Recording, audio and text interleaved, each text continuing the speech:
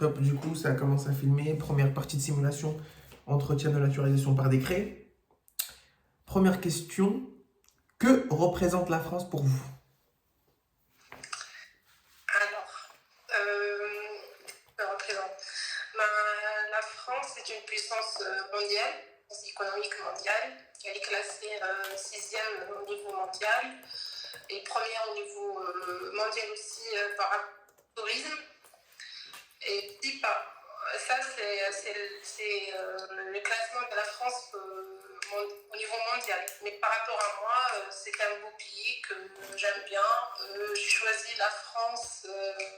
En fait, depuis que j'étais petite, je rêvais de venir ici, continuer mes études, travailler, faire ma vie ici. Et voilà, je suis ici. J'ai ma famille, j'ai mon mari ici aussi. On s'est mariés en France. J'ai donné vie à mon fils aussi. Donc, je travaille pour la France. Voilà. Et j'adhère aux valeurs de la République. Ok, d'accord. Donc, Très bien. voilà. C'est une bonne réponse, hein. Ça peut passer. C'est très bien. C'est quoi la devise de la France? Liberté, égalité, fraternité. Ça veut dire quoi, la fraternité?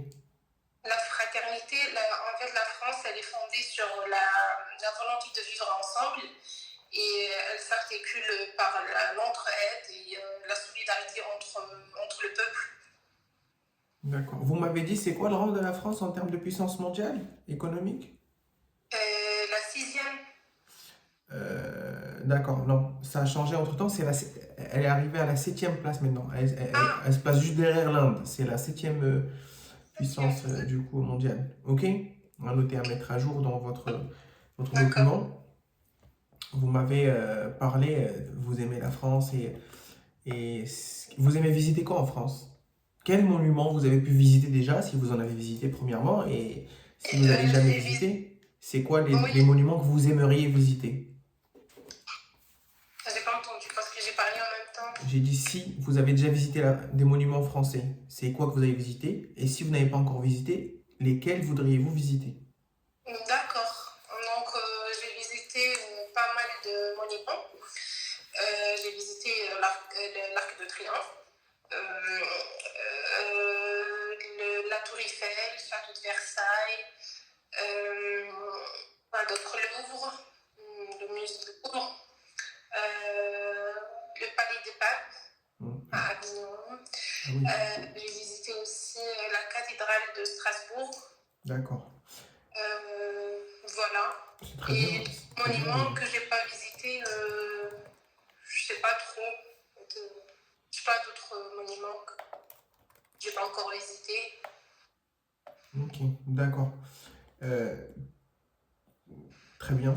On va pas rentrer dans plus de détails que ça parce qu'après c'est vous mettre en difficulté. Pourquoi vous voulez devenir française? Oui, je veux devenir française en fait pour compléter mon intégration et avoir en fait le droit à voter et choisir les représentants du gouvernement. Et voilà, et comme je me sens beaucoup plus française que ma nationalité d'origine, donc c'est pour ça que je veux devenir française et ma vie est ici. Voilà, je me sens citoyenne française voilà, que je suis. C'est quoi les droits et devoirs qui sont attachés à un citoyen français? On a le droit de vote, le droit d'être éligible au vote. Et pour les devoirs, on a le devoir de défendre la nation en cas de guerre, c'est-à-dire partir à l'armée et d'assister aux cours d'assises si on est tiré au sort. Exactement. Parce qu'effectivement, la cour d'assises, pour être juré dans un jury de cour d'assises, c'est par tirage au sort. Donc tout le monde peut être, si on est français, on peut être tiré au sort pour justement participer. C'est quoi les 3 pouvoirs en France? Les 3 pouvoirs, on a le pouvoir exécutif, pouvoir législatif et le pouvoir judiciaire. Le pouvoir exécutif, il est détenu par le président et le gouvernement. Stop. je profite pour donner un conseil. Je vous ai pas Ok, demandé de me définir les pouvoirs. Vous avez anticipé, d'accord? Si on vous pose pas une question, vous y répondez pas. d'accord, ça Sauf si marche. vous avez parfaitement la réponse. Et là, il n'y a pas de problème. Mais Ok, c'est mieux d'attendre que l'on vous dise justement, bah, définissez-les-moi. Ça fait une question plus. Si c'est vous qui prenez l'initiative, ça fait moins une question. Mais ça montre que vous connaissez. Maintenant, définissez-moi les trois pouvoirs. ok. Donc, le pouvoir exécutif, il est détenu par le président et le gouvernement. Donc, ils ont pour rôle la conduite de la politique de l'État. Et le pouvoir législatif, il est détenu par le Parlement, l'Assemblée nationale et le Sénat. Ils ont pour rôle ils contrôlent le gouvernement, ils votent la loi. Et pour le pouvoir judiciaire, il est détenu par les magistrats. Donc eux, ils veillent que la loi soit respectée, ils sanctionnent le non-respect de la loi. Et dans l'indépendance, elle est garantie par le président de la République. Dans quel texte on trouve que justement le président est garant de l'indépendance des magistrats? La Constitution, C'est date de quelle année la Constitution? elle date du 4 octobre 1958. Qui l'a mise en place la Constitution du 4 octobre 1958? Monsieur Charles de Gaulle. D'accord. Et qu'est-ce qu'elle est venue mettre en place cette Constitution du 4 octobre? Elle est venue mettre en place la Ve République et la séparation des pouvoirs. Exactement. Et pourquoi vous me parlez de séparation de pouvoir? C'est quoi la séparation des pouvoirs? En fait, avant, la France, elle avait un régime politique monarchie absolue, c'est-à-dire la concentration des pouvoirs. Les pouvoirs étaient Continuez. tenus par une seule personne.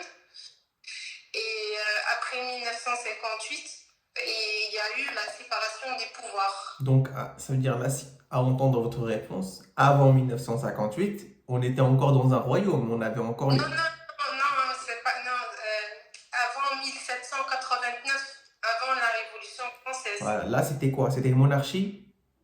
Absolue. Parce que... Parce que les pouvoirs, ils étaient tenus par une seule personne. Oh, C'était exactement. Et pourquoi vous me parlez de séparation de pouvoir dans la Ve République? Parce que c'est vous qui l'avez dit, moi, je vous ai pas parlé de ça. Oui. Pourquoi? En fait, avant, je pense, il y avait. Non, il ne faut pas penser, il faut avoir la réponse.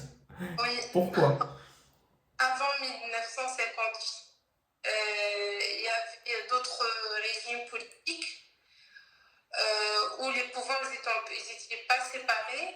C'est pour ça, c'est exactement pour ça que je vous ai dit de ne jamais devancer une réponse. Il Ouais. faut toujours attendre qu'on vous pose la question. Ouais. Pourquoi? Parce que tout simplement, avant 1958, c'était un régime, c'était une république, il n'y a pas de problème. C'était la 4e République, sauf que c'était une république, on va dire, semi-parlementaire. C'était le Parlement qui choisissait le président. D'accord? Donc en fait, il y avait une certaine, comment dirais-je, on pouvait prendre, je sais pas comment vous expliquer ça, mais le président, en fait, il était comme s'il était soumis un peu au Parlement. D'accord. Et avec la 5e République et la séparation des pouvoirs et le suffrage universel, on est venu, attends, stop, là, c'est un peu n'importe quoi. D'accord? Oui. C'est pour ça. Mais ne rentrez même pas dedans. On va finir bientôt cette première partie. C'est quoi le Parlement? Le Parlement, il est composé de l'Assemblée nationale et du Sénat. Il y a 577 députés et 348 sénateurs. Exactement. D'accord. Ça date de quelle année, le suffrage universel? De 1962.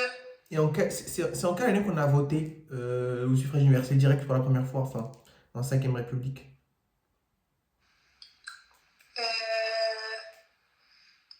En 1962. Exactement. C'était une question piège. J'aime bien piéger. Et pour la Révolution française, quelle ville s'est soulevée en premier? C'était Paris. Exactement. C'est Paris. Alors, on va s'arrêter là.